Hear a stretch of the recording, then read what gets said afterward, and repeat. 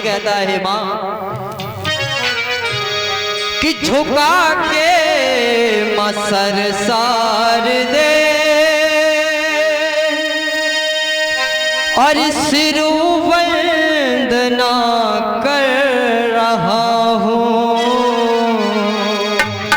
हे माँ कि झुका के मसर सार दे और सिर वंदना कर रहा हूँ। ईश्वर दाती रखो लाजमा तुम्हारा ध्यान धरता हो। ईश्वर दाती रखो लाजमा तुम्हारा ध्यान धरता हो। झुका के मसर सार दे सिरू वंदना कर रहा हो। झुका के मसर सार दे सिरू वंदना कर रहा हो। ईश्वरदाती रखो लाजमा तुम्हारा ध्यान धरता हो। ईश्वरदाती रखो लाजमा तुम्हारा ध्यान।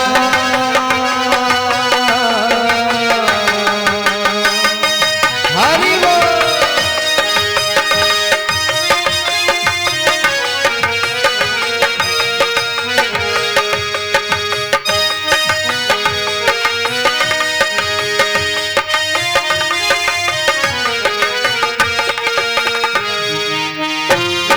जय हो।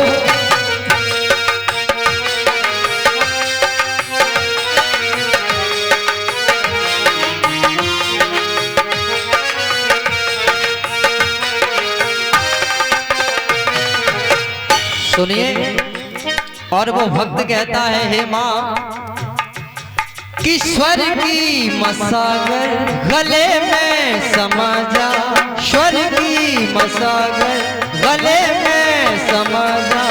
कर दो मेरा भला कर दो मेरा भला।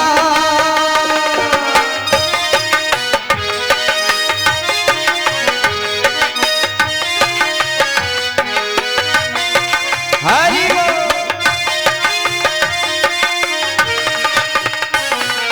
स्वर की मकुंजी हो माँ सार दे तुम।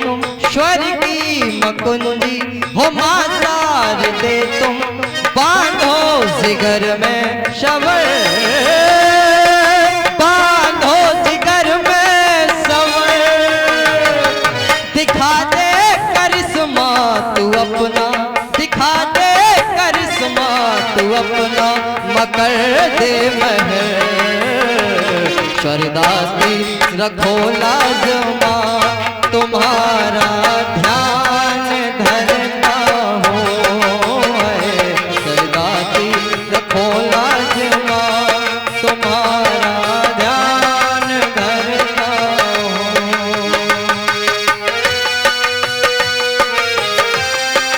जय हो।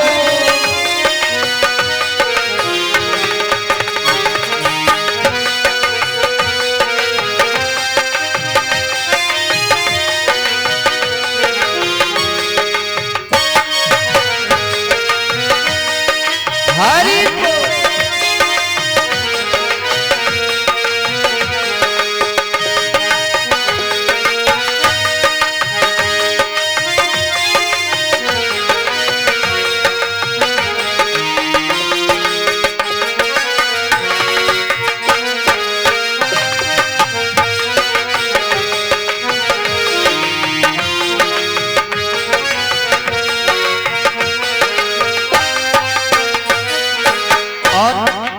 कहता है वो भक्त हे मैया कि आराधना में तेरी साधना में जीवन में अर्पण करूं।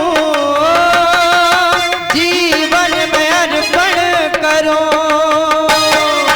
तेरी भक्ति से मिल जाए शक्ति तेरी भक्ति तो भव से भी मैं भी तरूं, भव से भी मैं भी तरूं।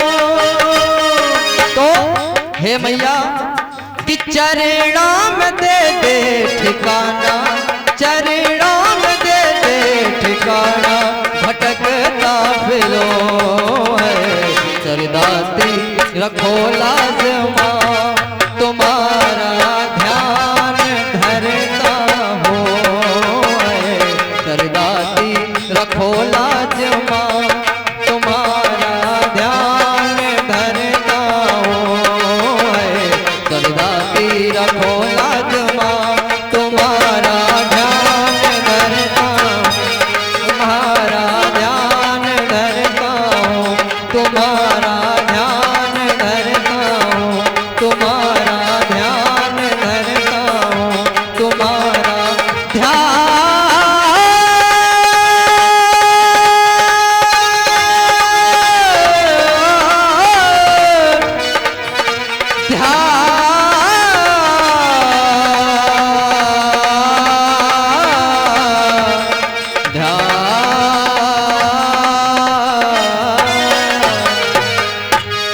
प्रेम से बोलिए सरस्वती मैया की, प्रेम से बोलिए गोविंद भगवान की, प्रेम से बोलिए श्रीमद् भागवत महापुराण की जय जय श्री राधेश।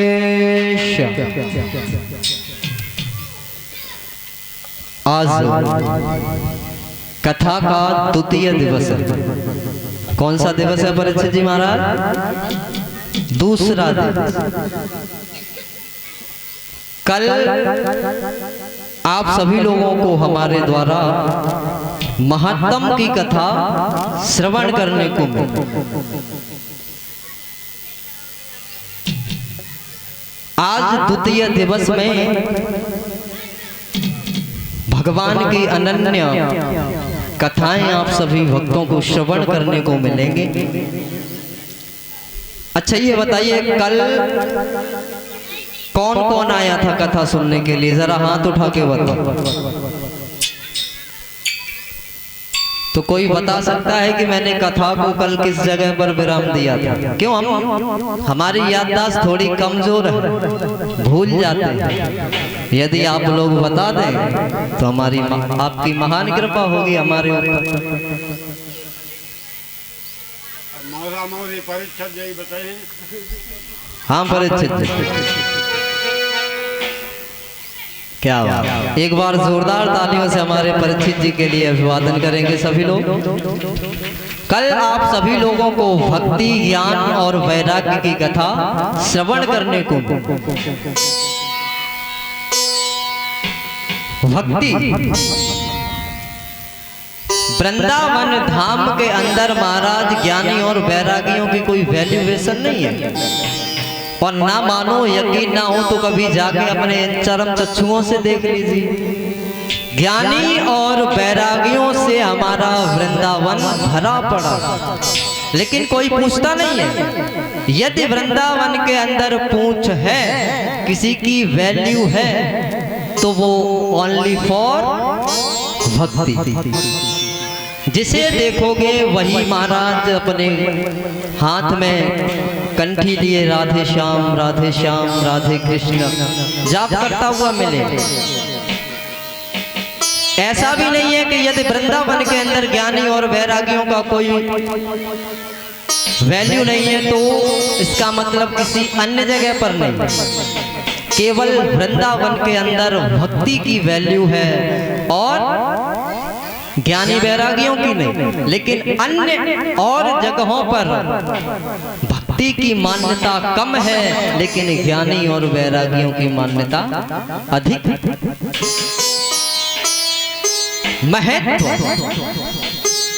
अपनी अपनी जगह पर प्रत्येक वस्तु का, प्रत्येक चीज का कोई ना कोई महत्व अवश्य होता है, चाहे कम हो चाहे ज्यादा हो, लेकिन महत्व अवश्य होगा। यदि किसी चीज का महत्व नहीं होगा तो महाराज वो व्यर्थ हो जाएगी, और जब वो वस्तु व्यर्थ हो जाएगी तो वो उस परम पिता परमात्मा के निर्णय पर प्रश्न चिन्ह खड़ा हो जाएगा। मेरे ये गोविंद मेरे ठाकुर कभी कोई ऐसा कार्य नहीं करते हैं कि जिससे उनके ऊपर कोई प्रश्न चिन्ह लगा सके। ध्यान रहे,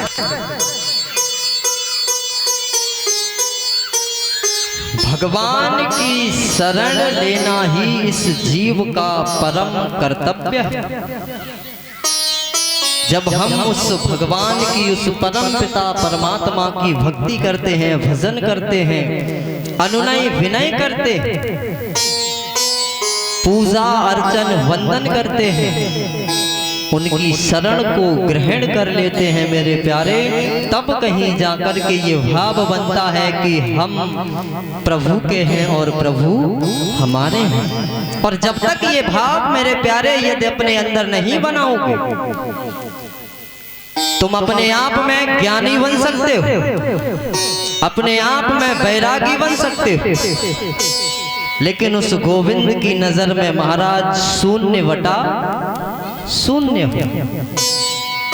और मैंने कल भी बताया था कि अकेला ज्ञानी महाराज लंगड़ा होता। यदि वो चाहे अपने ज्ञान के बल पर उस परम पिता परमात्मा का दीदार कर सके, असंभव, ऐसा नहीं हो सकता। भक्ति का सहारा अवश्य लेना पड़ेगा, लेकिन एक भक्त चाहे तो अपनी भक्ति के वशीभूत उस त्रिलोकी नाथ को भी महाराज इस धराधाम पर आने के लिए मजबूर कर देता है। किसके लिए? भक्ति के दम। और मेरे गोविंद भी भक्ति के ही, प्रेम के ही वशीभूत होते। यदि कोई चाहे कि हम क्रोध में आकर उस प्रभु को अपने वशीभूत बना ले, तो महाराज ना ऐसा कभी हुआ था, ना हुआ है और ना आगे होगा। यदि ऐसा होता, आगे कथा आएगी, आईने की तरह साफ होता चला जाएगा महाराज। सीढ़ी बाई सीढ़ी चढ़ने का प्रयत्न तो कीजिए।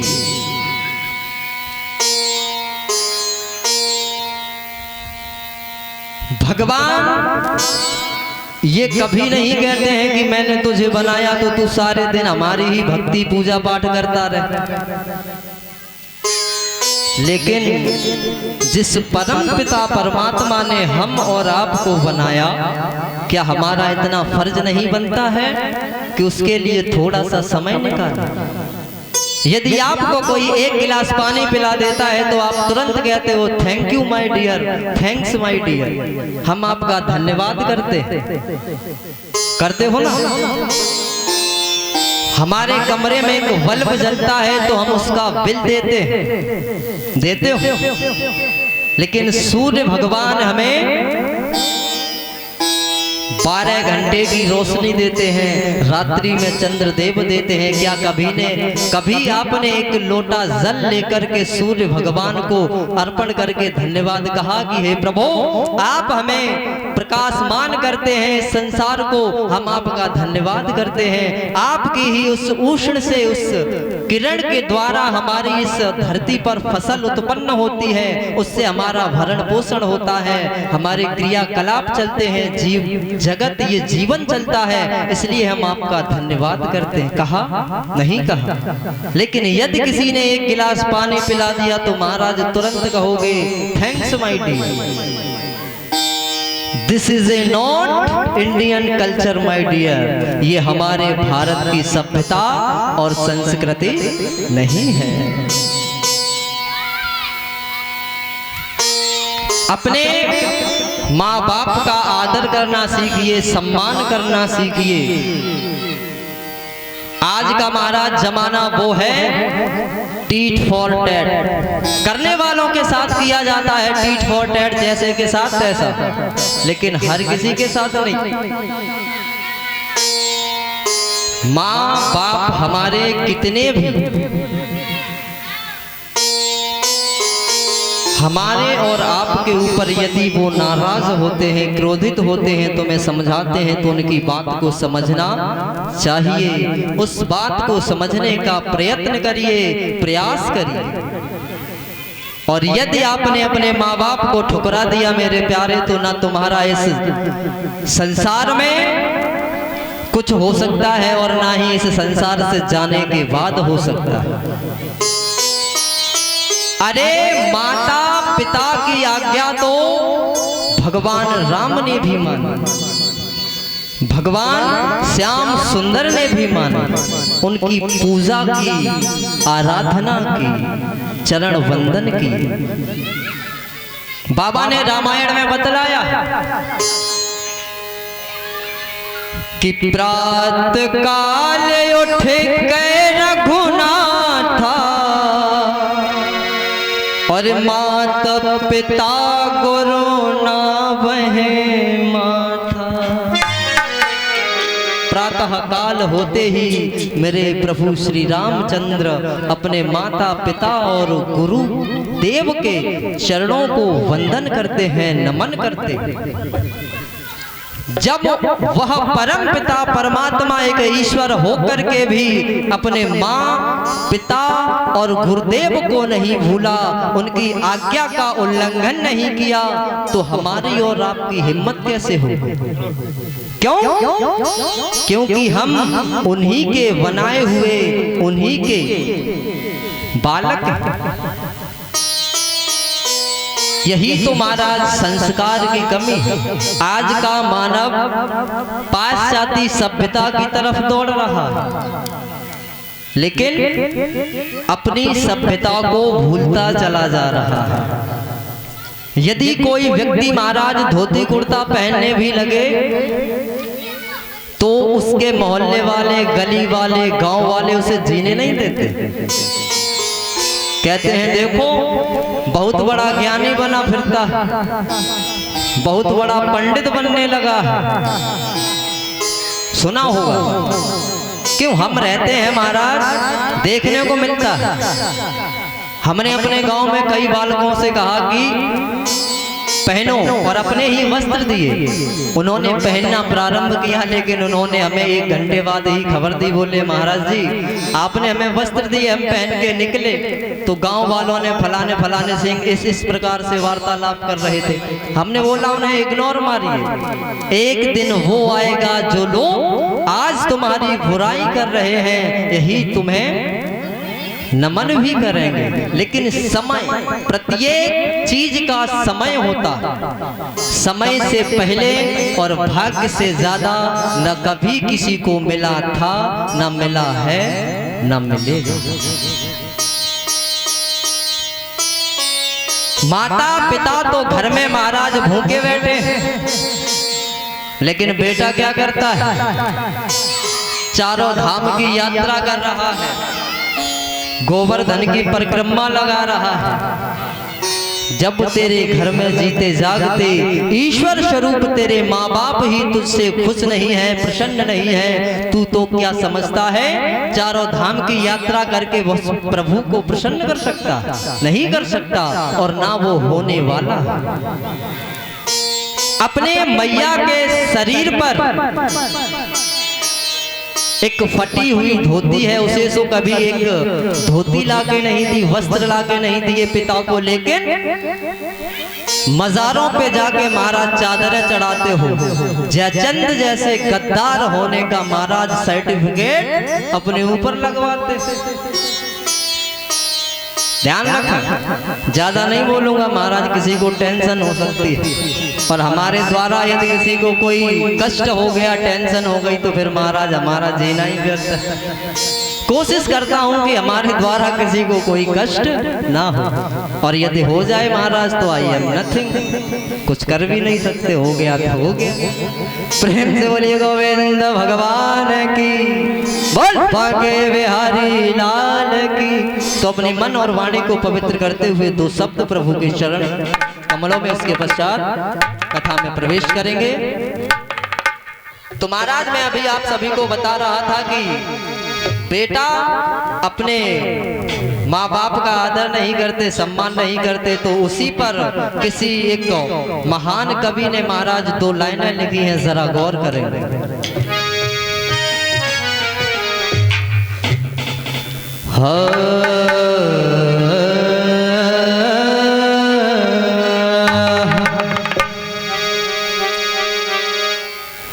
किले माला रोते हो और किस जाप के चरणों में। कितनी भी महाराज कंठी मालाएं घुमाते रहना बैठे बैठे, हरे राम हरे कृष्ण सीताराम राधे श्याम, लेकिन अब यदि तुमने अपने माँ बाप की नहीं मानी तो महाराज कुछ होने वाला नहीं है, सब व्यर्थ हो जाएगा। किले माला रोते हो और किस जाप के चरणों में, तो और सब तीरथ हो, सब तीरथ हो, सब तीरथ होते हैं माँ बाप के चरणों में। वो सब तीरथ होते हैं माँ बाप के चरणों में। क्या सुनिए, किले माला रोते हो अरे किस जाप के चरणों में, ले माला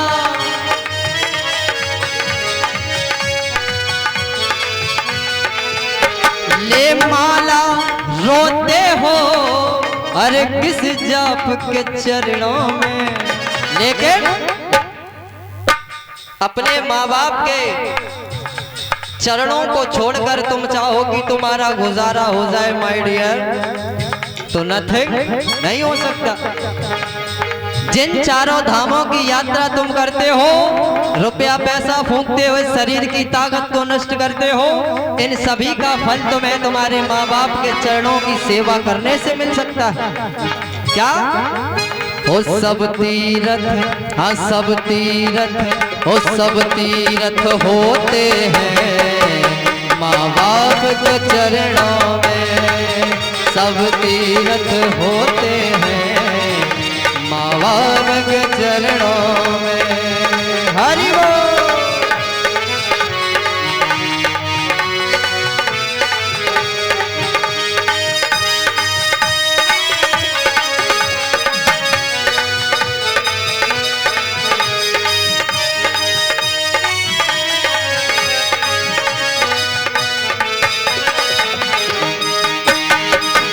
हरि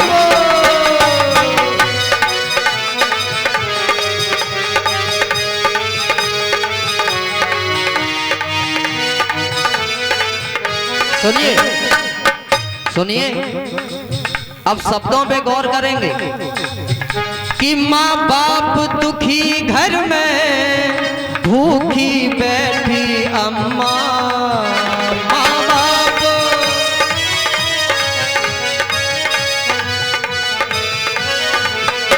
क्या, माँ बाप तो महाराज भूखे बैठे हैं घर के अंदर, लेकिन बेटा क्या कर रहा है कि माँ बाप दुखी घर में अरे भूखी बैठी अम्मा।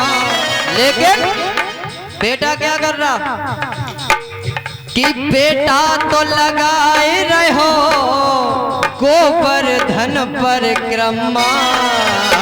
बेटा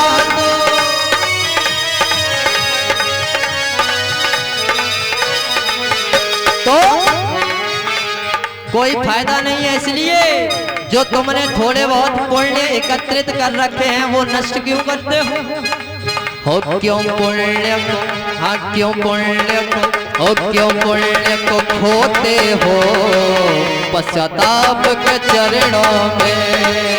सब तीर्थ होते हैं माँ बाप के चरणों में।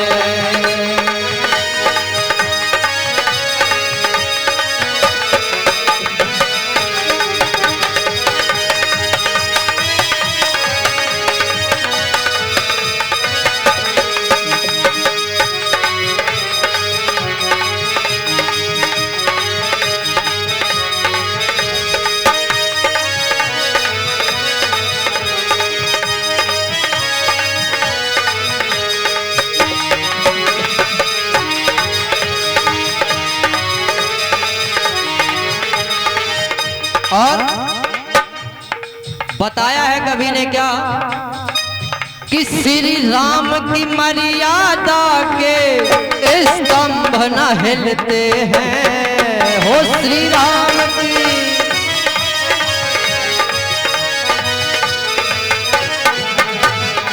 सुनिए क्या बताया कि श्री राम की मर्यादा के स्तंभ न हिलते हैं।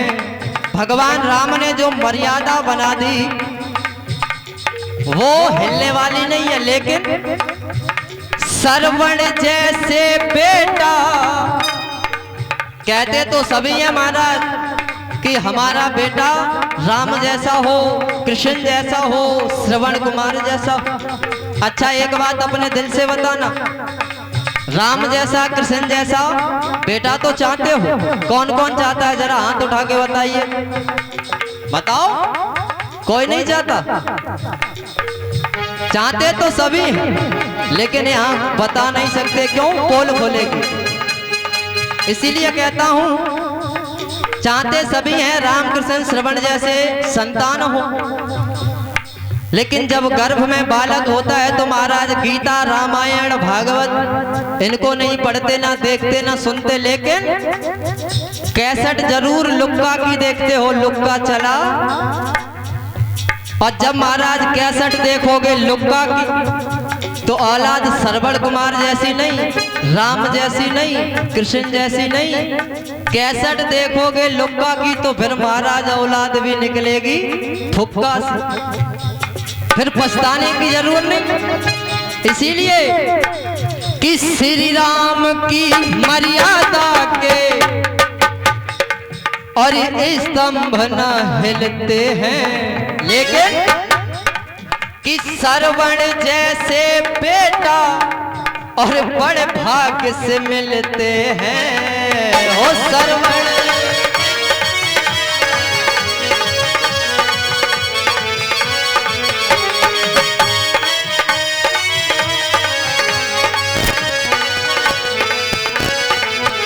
और सुनिए कि मंदिर में जो बैठा अरे कोई और न दूजा है। क्या समझते हो कि वो अलग है, कोई और नहीं है? तो कि मंदिर में जो बैठा अरे कोई और न दूजा है, तो उसने भी तो की नहीं अरे माँ बाप की पूजा है, उसने भी।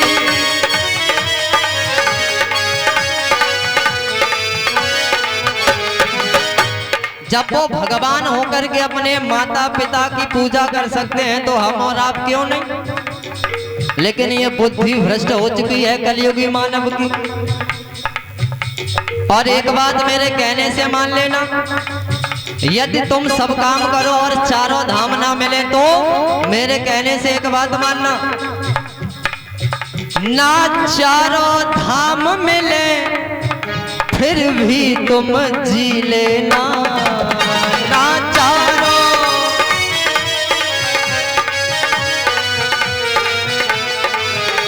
क्यों?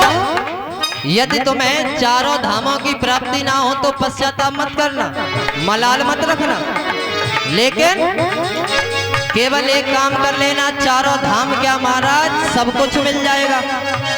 लेकिन बात समझने की है कि ना चारों धाम मिले और फिर भी तुम जी लेना, लेकिन माँ बाप के चरणों का चरणामृत पी लेना, हो माँ बाप के।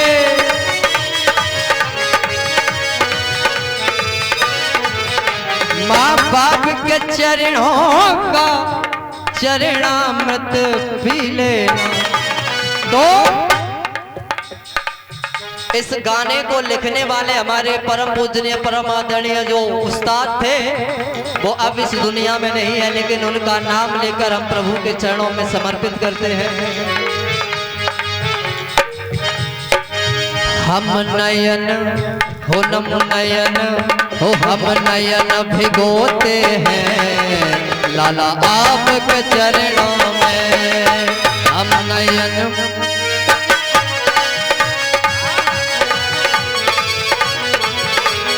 नयन भिगोते हैं लाला आपके चरणों में। सब तीर्थ होते हैं माँ बाप के चरणों में। और सब तीर्थ होते हैं माँ बाप के चरणों में। माँ बाप के चरणों में ओ माँ बाप के चरणों। क्या बोलना पड़ेगा? भूल जाते हैं।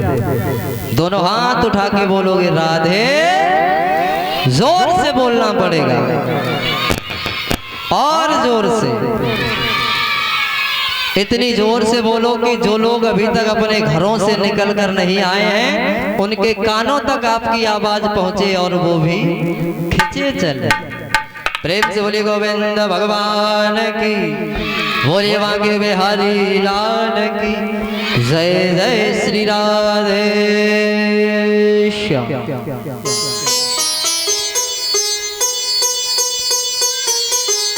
आज द्वितीय दिवस की पावनमयी पुण्यमयी वेला में सौनक ऋषियों ने हाथ जोड़े और सूत जी महाराज से प्रश्न कर दिया।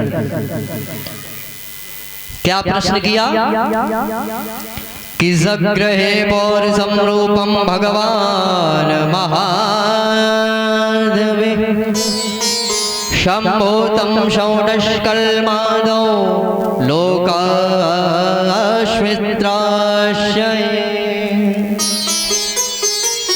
हे प्रभु, हमने ऐसा सुना है कि देव ऋषि नारद ने समस्त देवी देवताओं में विग्रह करा दिया, यानी झगड़ा करा दिया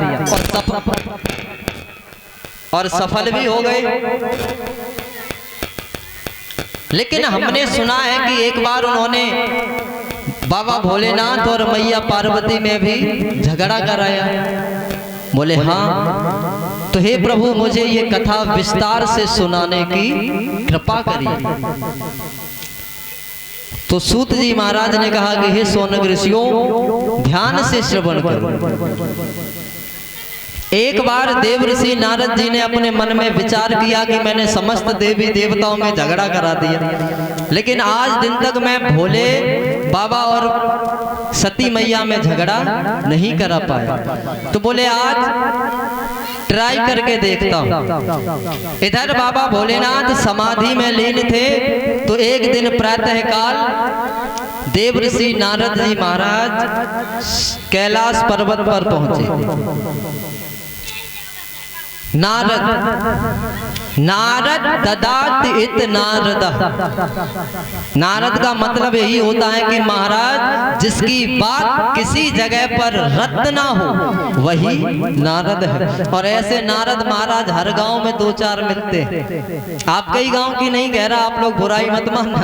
हमारे गांव में भी, मोनू जी के गांव में भी, हमारे चौहान साहब बैठे हैं ये कीबोर्ड पर, इनके गांव में, हमारे ढोलक मास्टर इनके भी, पैड मास्टर, सबके यहाँ मिलते हैं, दो चार हर गांव में होते हैं। और क्या पता शायद हमें यहाँ बता रहे हैं हम ही नारद हो, फिर क्या करोगे? हो सकता है, इसमें कोई बड़ी बात नहीं।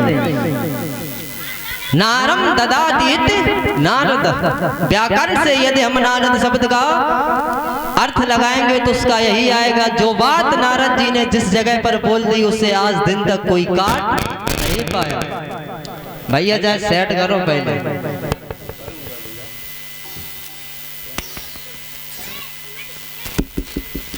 श्री राधे श्याम।